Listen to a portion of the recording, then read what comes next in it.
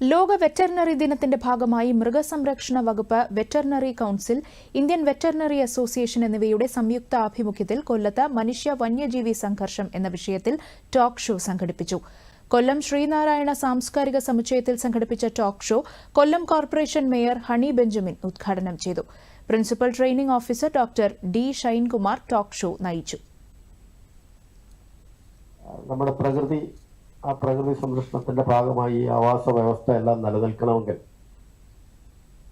സഹവർത്തിത്വമാണ് ആവശ്യം. ലോകമാകെ അംഗീകരിക്കപ്പെട്ടിട്ടുള്ള ഒരു കൺസെപ്റ്റും അതാണ്.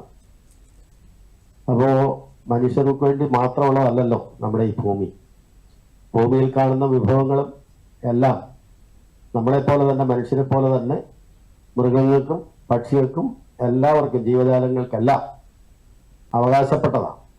അപ്പൊ അതുകൊണ്ട് ഒന്നിൻ്റെതായ ഒരു ആഹാരമോ അല്ലെങ്കിൽ മറ്റൊന്നിനു വേണ്ടി